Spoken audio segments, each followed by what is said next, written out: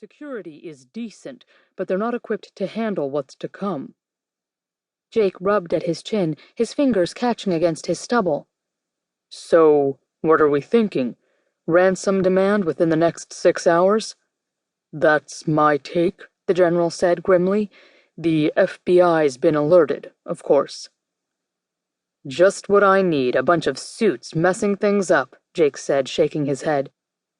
Hoffman's stern face broke into a ghost of a smile. You'll play nice, O'Connor. That's an order. They're a pain in the ass, and you know it, Jake said. But I'll play nice. Give me 10 minutes. The general nodded. I'll be waiting outside.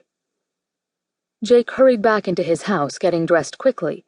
Gone were the days of weather-worn fatigues and pounds of sand in his combat boots. Nowadays, he wore Armani and Hugo Boss.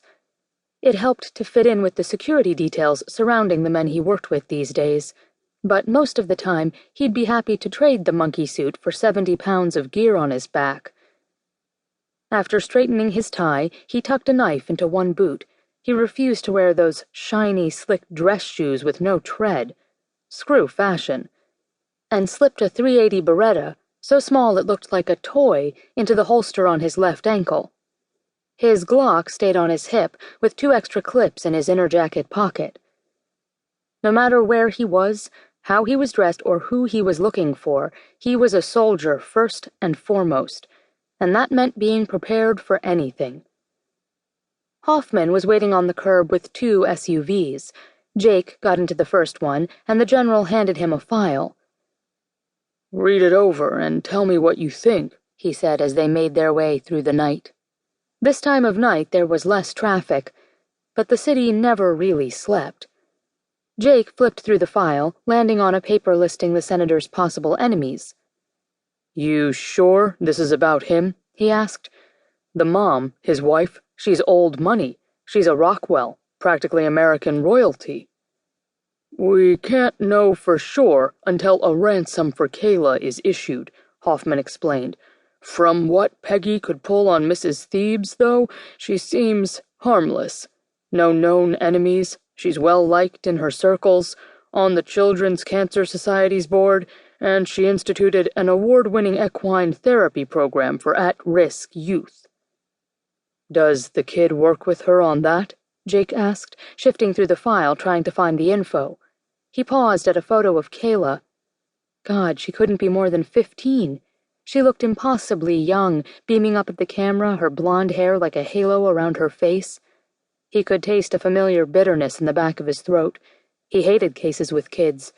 There was so much at risk. I think so, yes, the general said. I wouldn't rule out the wife as the ransom target, Jake said. Not this early. You think some juvenile delinquent kidnapped the girl? Hoffman asked, skepticism laced through his voice. I think we don't know a whole lot, and focusing on one parent over the other is a bad idea this early in the game. Logic says they're after the father.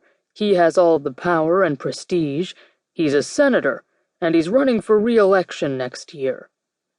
Jake scanned the list of the senator's known enemies. I see his opponent is at the top of this list, he said. General Hoffman's eyebrows drew together in a dark line. Politics is a dirty game, son. Don't I know it, Jake said. After all, political optics were the whole reason he was working a cushy assignment, dealing with unique situations among the DC elite, instead of leading a team of rangers like he'd been trained to do. Fate's tricky like that. A string of SUVs was already parked in front of the senator's mansion as they headed through the gates and down the driveway. Looks like the feds are here, Jake said as the general slowed to a stop behind a car with government plates. He swung out, and the 2 men walked up the steps.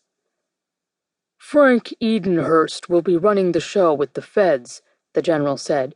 He's a smart guy. Impress him, and he won't get in your way. Got it, Jake nodded. And don't spook the parents.